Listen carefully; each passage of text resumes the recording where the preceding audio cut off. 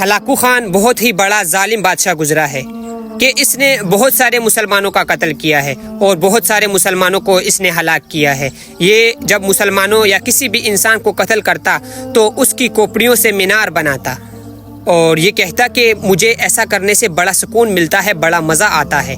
اور جب اس کا دسترخوان بچھایا جاتا تو یہ اپنے دسترخوان کے نیچے اس کے لیے پہلے یہ کیا جاتا کہ لاشوں کو بچھا دیا جاتا اور ان لاشوں پر اس کا دسترخوان بچھتا اور پھر یہ ان لاشوں پر بیٹھ کر ناشتہ کرتا اور یہ کہتا کہ ایسا کرنے سے مجھے بڑا سکون ملتا ہے، مجھے بڑا اطمینان ہوتا ہے۔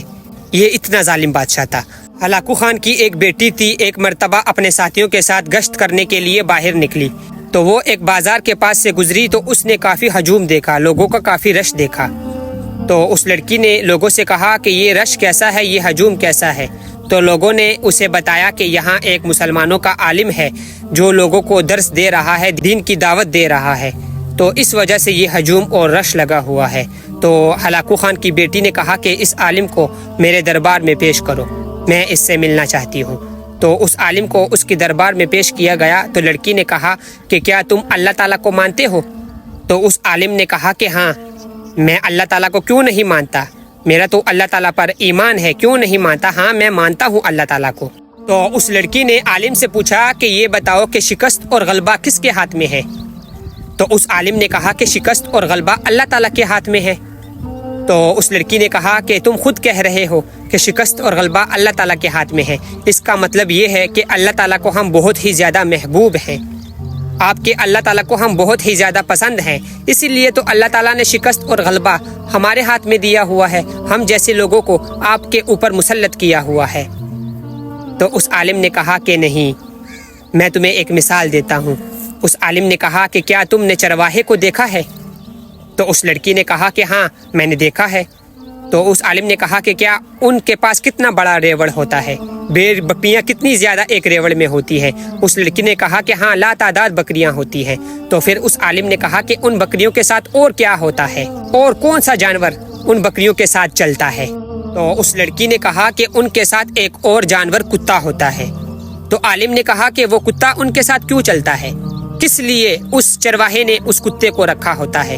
تو لڑکی نے کہا کہ جب کوئی بھیڑ یا بکری اپنے مالک کی آواز نہ سنے، مالک کی فرما برداری نہ کرے، مالک اسے بلائے اور وہ بکری مالک کے پاس نہ جائے، مالک کی آواز پر اس کی فرما برداری نہ کرے، مالک کی آواز نہ سنے، تو پھر اس لیے اس کتے کو رکھا ہوتا ہے۔ تو عالم کہتا ہے تو پھر وہ چرواہا کیا کرتا ہے اس کتے کا؟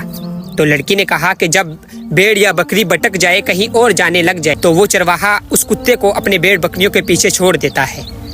تو پھر عالم نے کہا کہ وہ کتا کس وقت تک ان بھیڑ بکریوں کے پیچھے پڑا ہوا ہوتا ہے، کب تک ان کا پیچھا کر رہا ہوتا ہے؟ تو لڑکی نے کہا کہ اس وقت تک جب تک وہ بکری دوبارہ اس ریوڑ میں شامل نہ ہو جائے، جہاں اس کا مالک بلا رہا ہے وہاں دوبارہ نہ آ جائے، اس وقت تک وہ کتا ان کا پیچھا کرتا رہتا ہے۔ تو اس عالم نے کہا کہ بس میں نے تمہارے سوالوں کا جواب دے دیا ہے۔ جب ہم اپنے اللہ تعالیٰ کی نافرمانی کرتے ہیں، جب ہم اللہ تعالیٰ کا کہا نہیں مانتے، جب ہم اللہ تعالیٰ کے تعلیمات پر نہیں چلتے، تو پھر ہمیں اللہ تعالیٰ آپ لوگوں کی شکل میں کبھی عیسائی، کبھی ہندوؤں، کبھی یہودیوں اور کبھی اسرائیلیوں کو ہمارے پیچھے لگا دیتا ہے۔ یہ اللہ تعالیٰ کا اشارہ ہوتا ہے کہ لوٹ آؤ میری طرف، ورنہ ان کتوں کے ذریعے سے تم لوگوں کو ہلاک کر دوں گا۔